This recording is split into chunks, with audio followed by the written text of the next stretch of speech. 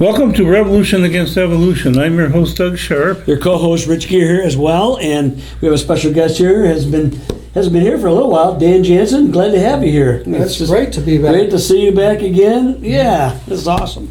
So, Doug, what are we talking about tonight? Well, Dan Jansen is with the Fellowship of Christian Farmers, and we wanted to talk a little bit about climate change and how the whole philosophy of climate change has affected our lives and become a big issue for a lot of people. And I'm really wondering how much climate change is affecting us. We have had a wonderful summer, a beautiful fall. It's been warm and been nice, and what is the drawbacks there, Dan? Can you explain to us what's the downside of global warming? In other words, right? That's right. Yeah. Well, I mean, it's really kind of strange because it was as if global warming was not effective message, so they switched it over to climate change so that they could capture any kind of in their alarmism perspective, which the media often promotes, and people have chimed in with any kind of alarm related to the climate. Now we have climate change as being something that no matter that allows us to include that maybe if you have a lot of snow in the wintertime, that's climate change too. So I always thought it was kind of because the global warming, the model really wasn't working out quite the way they thought it was going to work out. Mm-hmm. So they had to do other things to cover all the bases. Mm-hmm. But then you got to ask the question: is that really science then, or is that really just agenda-driven stuff? I mean, I know a lot of people answer those questions, but Doug had some interesting here. There's an article here, and when I read it over, it was interesting. It talked about the benefits, some of the benefits of actual global warming, if you will. Exactly. But then at the end of it, it kind of goes. It felt like a propaganda piece why global warming's terrible. So well, I'll tell you how I came up with this, Rich. Yeah. So how did you come up with that? I went into Microsoft Word and I used Microsoft's Copilot and asked it the question: Are there potential benefits of climate change? Okay. And this is what it spewed out. It has about 8 or 9 of them here. It does. 6 of them anyway. And I'll read them. You have a longer growing season in some regions. That's number one. You have increased plant growth due to higher carbon dioxide levels. And you have new shipping routes opening in the Arctic.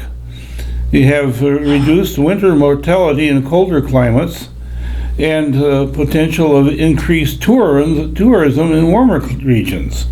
And so they were talking about these as an expanded range for certain species.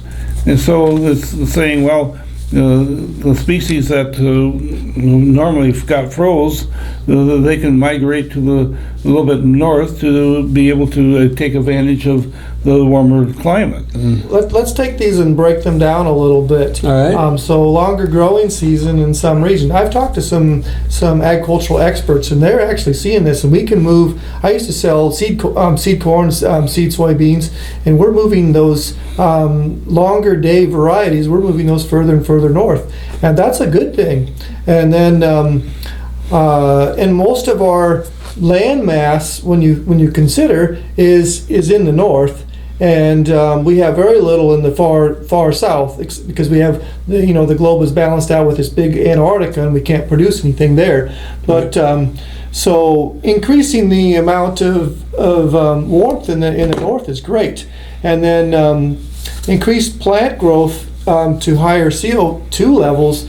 Yeah, we haven't even really seen. We don't even know exactly where the limit is in terms of the benefit of increased CO2 to plant growth, because it's a little bit complex in that when you have like a cornfield, imagine a cornfield, and you have the drawdown of CO2 in the middle of the day when you're needing a huge amount of CO2 in that field, and so it's going down to a very low level, almost a starvation level, trying to find enough CO2 to supply the growth, because the plant actually takes that CO2 in, it splits it into water and carbon, and then it increases the growth rate, because the amount of when it needs enough CO2, it doesn't release as much moisture. When the stomatas are open, the guard cells in the stomata, they open up and they take in this carbon dioxide, which is used for growth. And so it doesn't need to be open as long, and it doesn't need to be open during the hotter parts of the day, because it can get enough and not exchange as much. So that's a huge thing. And then we don't.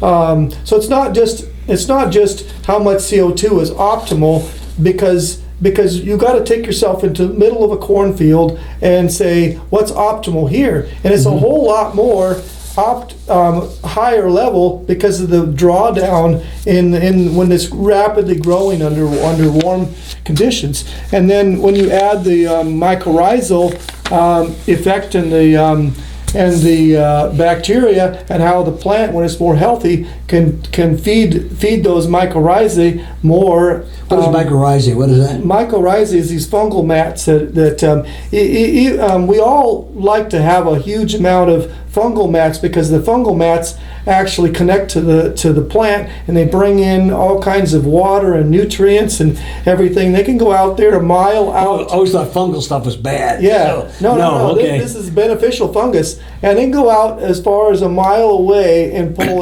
pull in these nutrients. And so the plant rewards it by giving it exudates, photosynthate sugars.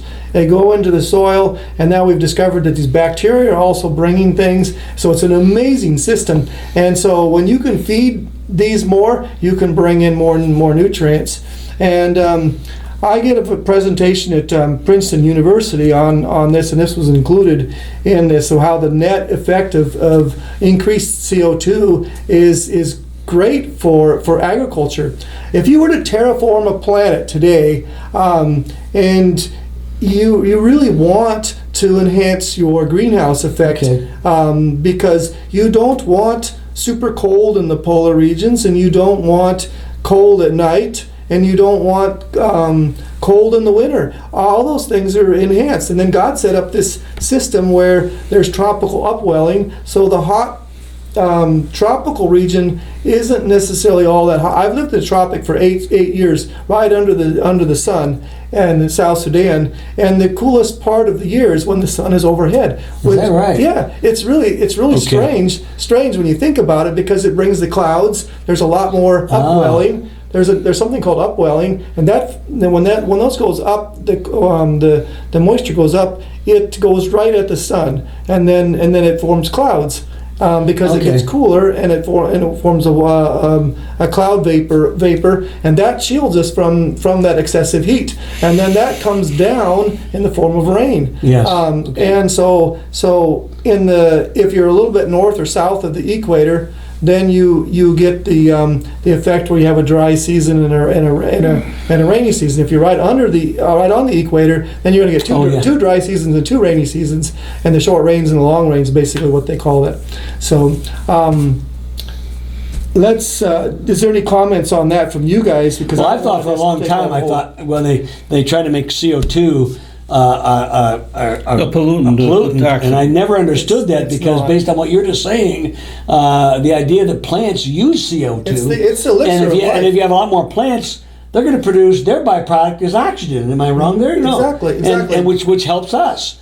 And I've noticed over the years, when you look, when colder times have happened and they've had documented times of cold and warm times over the centuries, and when it gets colder, disease and bacteria, and deaths, gets pestilence. Pestilence seems to be worse. Growing seasons are shorter. I remember years ago reading about this, and I've never been able to. I haven't in recent years tried to confirm this one way or the other. But as I understand it, back in the Roman Empire days, they used to grow wineries in Finland. Mm-hmm. That's why they called it Finland, because that was Vinland. It was Vineland. It was where it's too cold now even today, it's still, with all the global warming things we've had for the last 30, 40 years, it's still too cold to grow vineyards in Finland. Right. Okay, but they did during the Roman Empire days, which shows that the world was warmer then. It's a lot warmer. There's a lot, and that's when the Pax Romana, they were able to spread out, and that goes kind of to the next point we're talking about. Well, I was talking about shipping lanes, but transportation, the ability to spread out and expand and go out and travel things was much easier as well. That makes also you have more interconnectedness between civilizations. We've seen a lot of that. They talk about when archaeologically they look at stuff. Oh my gosh, these people talk to these people way over here. Yeah, exactly. Even in North America, you see the connectedness between the native tribes and things from all the way up north down to Florida. They had interconnected stuff from the West Coast. It was much more connected, and in Europe and Asia, all of that was much more. And so I've never understood. So that was my comment on that: is that I never understood why they were considered CO2 a pollutant. Never understood that. You know. Now the question I would say would be, how about the mitigation that people are trying to do to reduce the formation of CO2 in the atmosphere by having wind farms and solar power, and is this effective, or is this a real problem? I think it's very inefficient because and you're creating more environmental problems, not only locally but in other parts of the world, because the acid etching and tailing ponds from taking these rare earth metals that we need for electronics and wind turbines and particularly solar. All those things require a huge amount of rare earth elements, and so you've got that issue, particularly in China, where they take most of these things, and all the people that live in those areas, their teeth falling out and their hair falling out and their cancer rates are high, and you go to these tailing ponds, you can't even breathe. There's just so much acid etch, and then when you get a lot of rain, that all washes into the environment. So it's really terrible. And then you go to a place like Chile, where the increased demand for copper, because you need copper windings and things like that for all of these things. For your generators and things like that, for the wind turbines. And then the more mining you do there, the more arsenic that you're putting into the dust you're putting into the atmosphere, and it's coming down all over the place, so it's getting into the food system and stuff. So yeah, if you push the mining industry further, you have more, you just exported your environmental problems, or actually enhancing and increasing the environmental problems somewhere else around the world. So that's a major problem. So these wind turbines aren't efficient. They're and neither is the solar is not. And so we're actually subsidizing, taking taxpayer money to pay for this. And some people are pushing back against this now, and they don't. I know. I just read an article about two major proponents. I can't think of the names. I just read articles that are going to cut it out, and I forgot to do that, who are major climate change advocates, and they basically said, no, I can no longer do this because the science doesn't back it up. No. The problems are greater than we thought. The models have not played out properly. I mean, I remember years ago when they were talking about, I call them boat anchor batteries, all these electrical cars, once the battery dies, you got a boat anchor, because you can't. Yeah. So what do you do with all the landfills and the wind farms? You think of all the birds they've killed over the oceans, or I mean, these are macro biological if you have one of those two wind turbines die on you, you have to figure out how to get rid of it, and you have to actually bury those propellers, and to get rid of it, they're so massive that they are a big problem to. Well, yeah, and you got a 25-year lifespan on one of those at max or whatever. So in solar, like 15 or so before it's solar cells, I know. And so what do you do with all that? You create another environmental problem. I had a thing here just recently that I had a guy, they were trying to sell me solar panels for the house. It was cost me $35,000-$40,000. I said, by the time I make up the energy, I mean, I'd be dead. I mean, there's no cost value for it. It's not merely about cost. I understand they're trying to sell you on the idea, well, it's better for the environment. And there are things I believe in that aren't necessarily pragmatically good for you, or good or bad. They're not necessarily dollars and cents way. But in this case, it didn't even make any sense with dollars and cents. Right. And then I see all this stuff and it's not efficient yet. I mean, isn't it France? They backed off of some of the stuff and they've gone kind of full bore nuclear, as I understand, a lot more, because they did all the wind farm, the electrical stuff. For every $5 they paid in, they may have got $1 worth of benefits. So they were $4 in the hole for every $5 they spent, or every dollar they spent.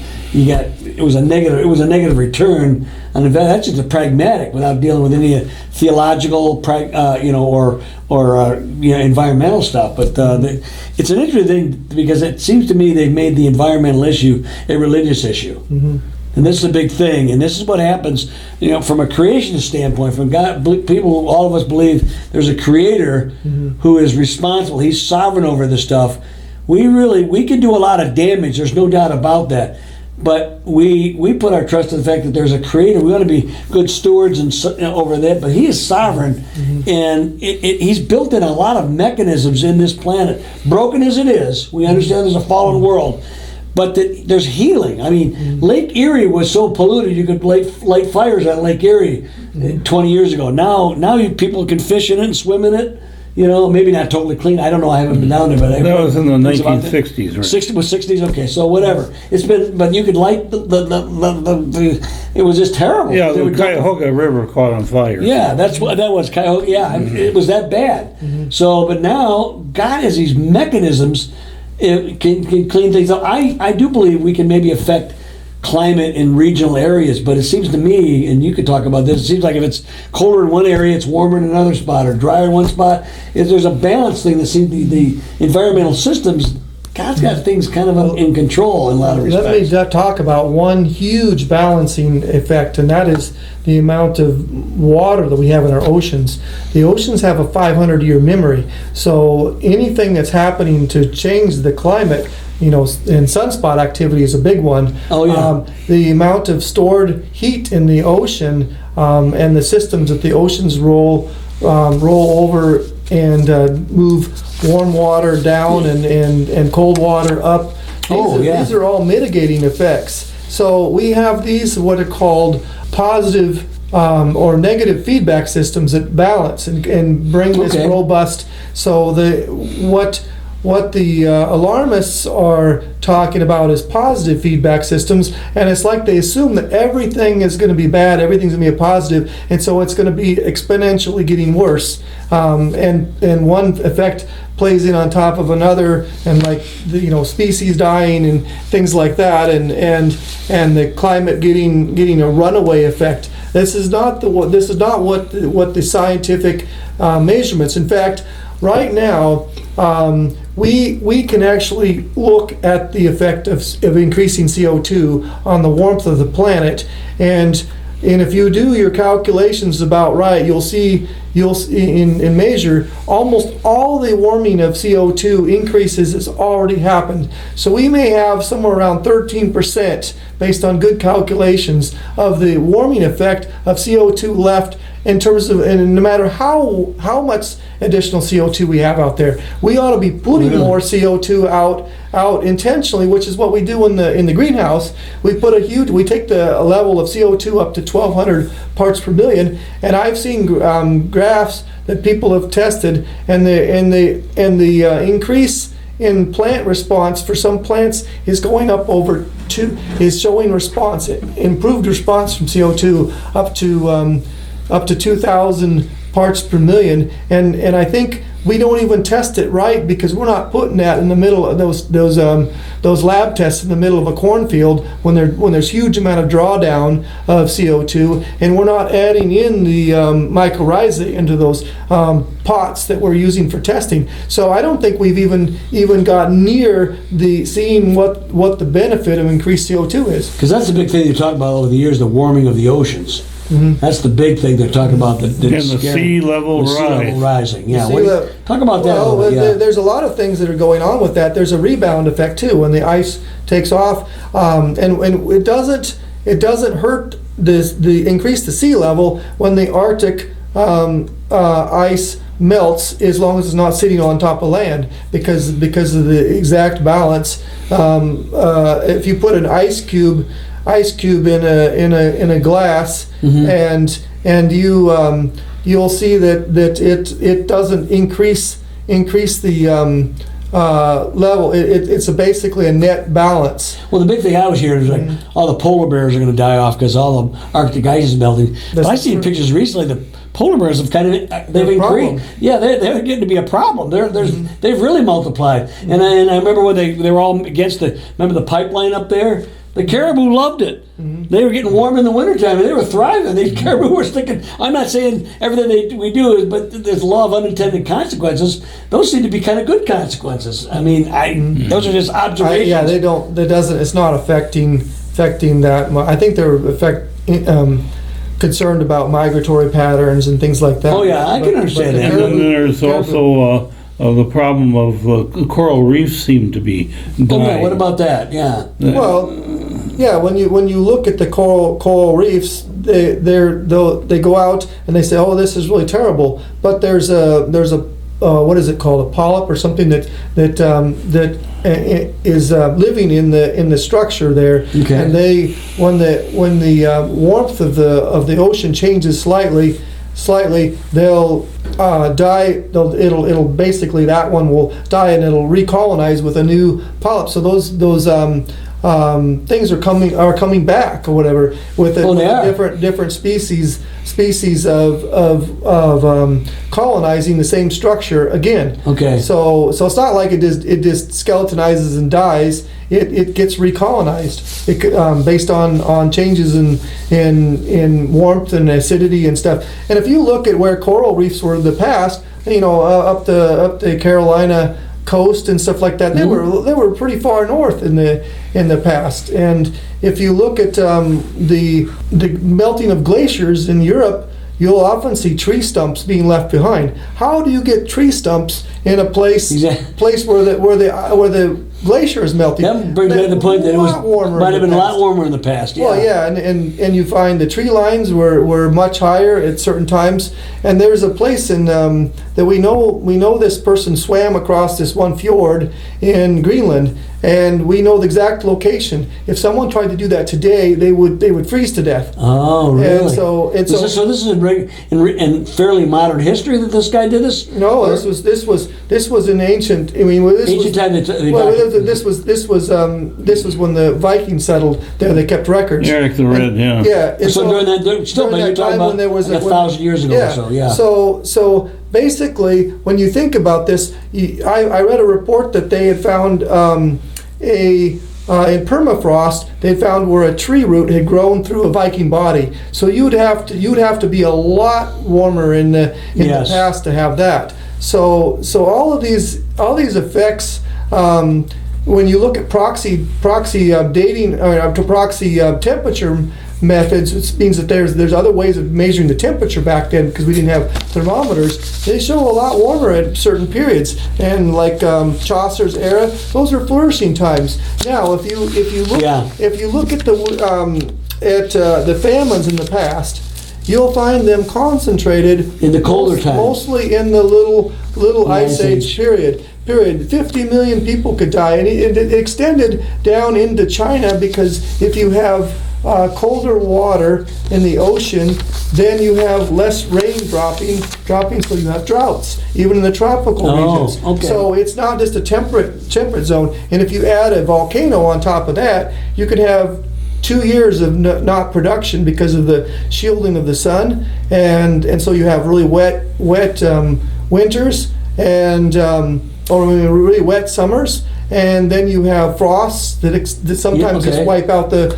So those are times when up to 50 million people would just die. It was terrible. And the Black Death occurred. I was asking about that. The Black Death. And also they were doing witch burnings, burning witches at the stake. And if you look at the reason why, one of the main reasons why they were doing that is because the climate was changing in the early 1300s and becoming colder, and they were blaming it on witches. And so that they were putting these spells and they were changing the climate, and that's why the crops weren't producing and things like that. But so, it was a bad time because didn't they say something? It was like a fungus or something that got developed on some of the plants. It was a black, some kind of a mold or something that was on some of the plants causing some this of the summer. Some of the during the colder when it got colder, yeah. it was propagating and it caused a lot of deaths, a lot of stuff there. Well, now, Doug, you were on to ask.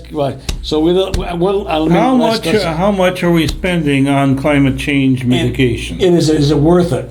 Yes, and that's the question. I asked the question here, and it said that you have about 850 billion globally being spent on, with the majority directed towards the mitigation activities. This is in making wind farms and solar panels and trying different what they say energy efficiency abilities, electric vehicles. All this stuff is something, and they wanted to limit the global warming to well below 2 degrees centigrade.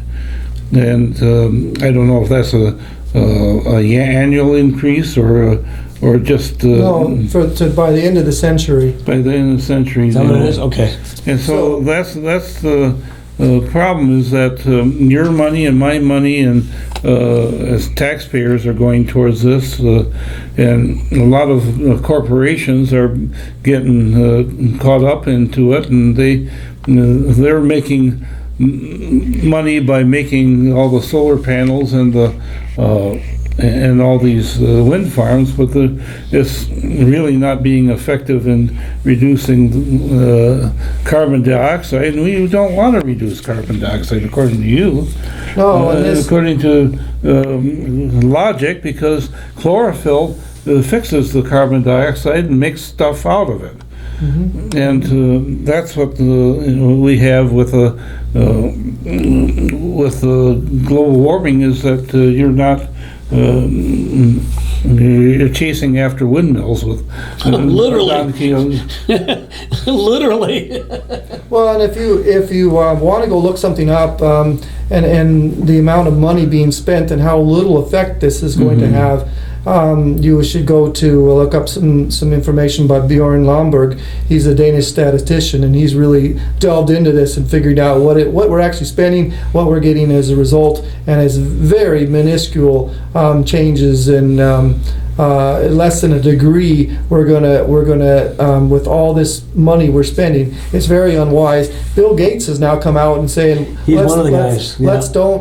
He's recently come out and said let's don't spend money on climate change. Let's do something to help people, and he's completely switched over. Wow, recently. yeah, I read that. This is really something that people are starting to see. And in Europe, there's new political parties arising that they want to get rid of the farmers and stuff like that, and it's changing.